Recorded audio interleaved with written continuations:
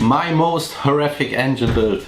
2019 I rebuilt the engine EJ25 for a customer. It was from a Hawkeye, a 2006 model, and this car was from Great Britain. So there is a lot of rain, direct on the sea, so a lot of rusty screws, stripped bolt and bad threads. This video is now 1.5 years old and had 1.5 million clicks. So I think that is too a good video for voiceover, but this old video was 23 minutes, so we do it in something like a time lapse, so that I only can show you the most terrible scenes from this video, and after this video I have a short clip where the engine was fully rebuilt. Yes, I'm super excited, so let's go and jump into it.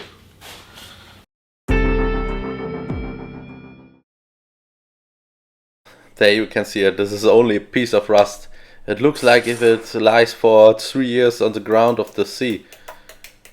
In the first step I tried to take the crankshaft fully off, but already that was 10 times harder than usual.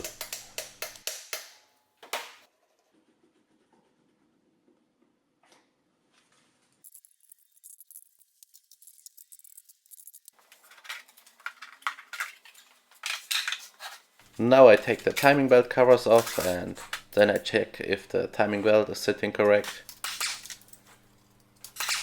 I was pretty happy that there are no screws stripped from the pulleys of the timing belt. That was fine.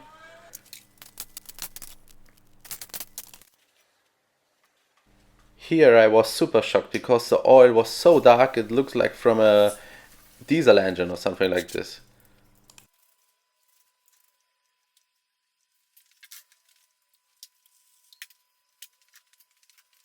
Holy moly, I can remember these screws pretty good. That was easy 1 hour work. And take a look to the block. It looks like old mud or something like, or sand, or it's crazy. Okay, in the first step I try to heat it up and give him some hits, and hopefully I can open the screws, but I only strip them.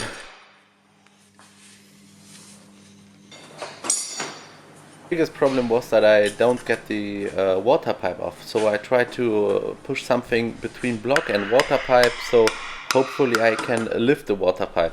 So it works, but it was still pretty tight.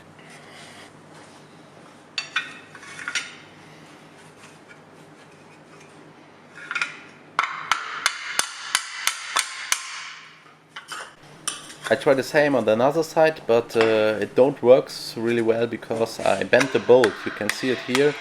The rusty bolt is bending, so I need another plan. My idea now was that I give it a little bit of pressure with these parts between block and water pipe, and give these bolts some hits. And hopefully it comes loose, but I now really don't know if it works, but we will see it. So some hits.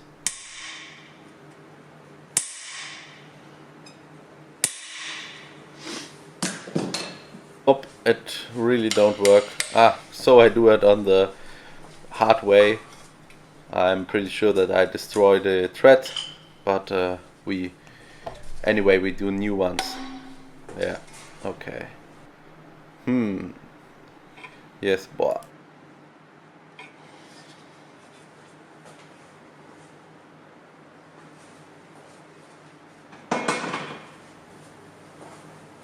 I can remember that I was wondering that these gasket O-rings still sealing.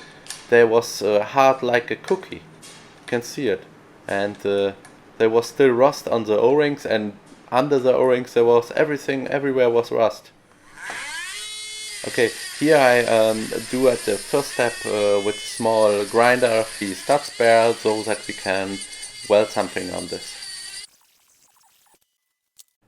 So that is a super standard trick. You put a nut on it and then you weld it like this, and hopefully with the heat will get into the material, you can lose it. It is always good when you give it, when it is pretty hard, you give it some hits with a hammer and a little bit of rust off, so hopefully it comes loose. But when the material under the nut is so stressed that it often happens that these studs stripped again. But here I think it comes loose. Here you see it wasn't the first try.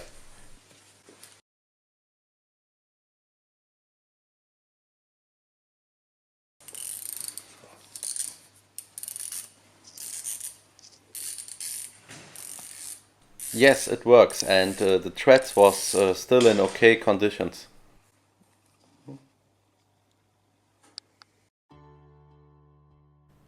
On another stud we try the same, but it's stripped directly on the block, so I decide to replace these threads with a time served insert.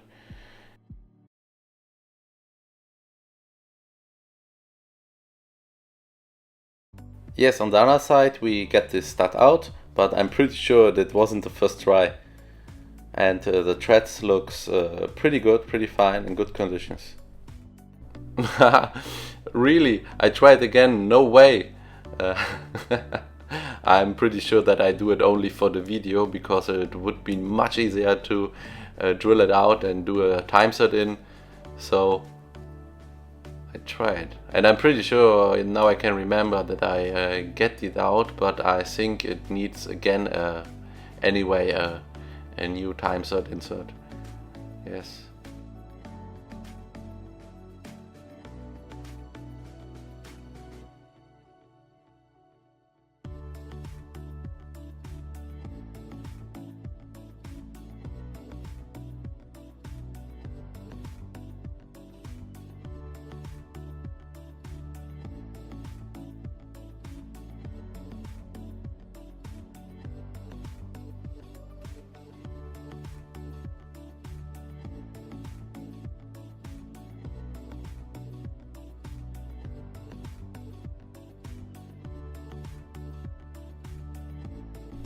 Oh yeah, slowly it comes loose, but still a hard operation. Okay, I tried now with the nut. But in my opinion, it isn't the best way, because with the ratchet you haven't a so good feeling like with the wrench. But here I'm lucky, it works nice.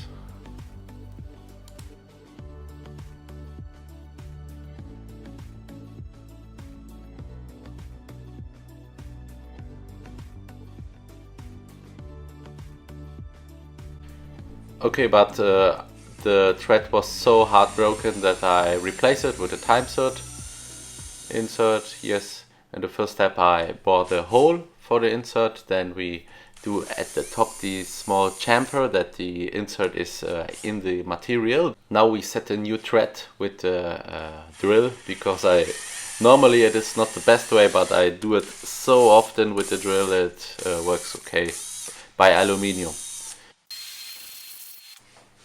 Yes, and now we can set the new insert in.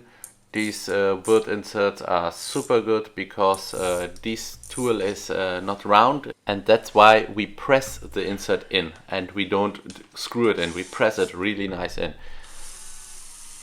Here you can see it now. Now it is pressed. Fine.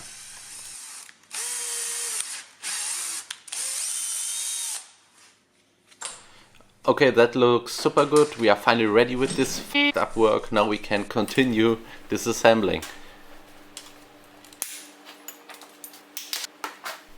Now we try to take the camshaft pulleys off, but you see it won't running. It is simply the worst engine ever. Everything is hard.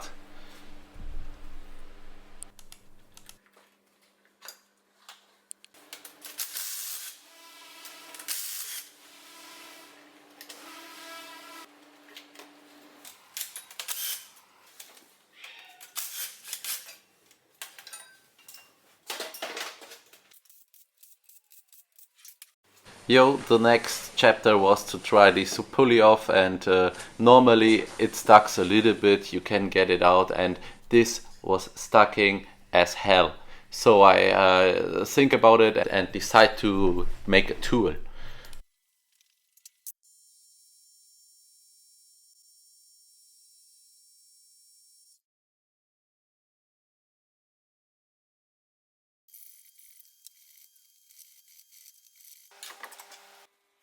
The tool wasn't so complicated, but works pretty good.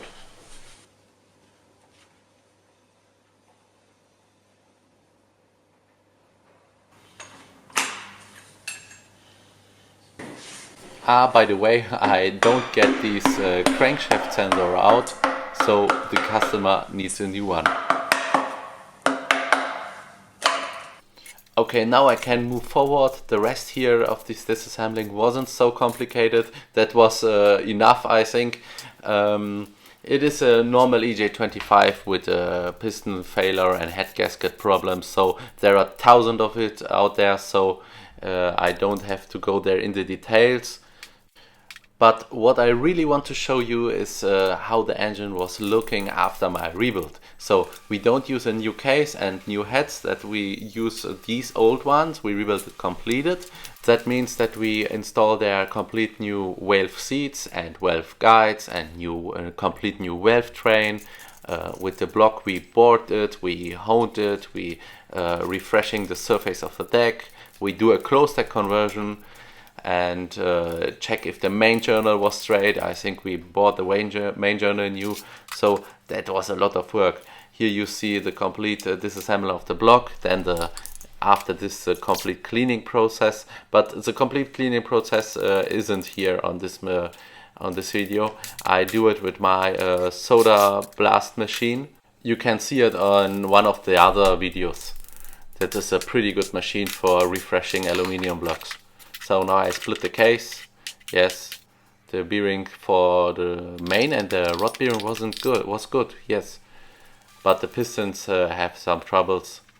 You see it, yeah, okay.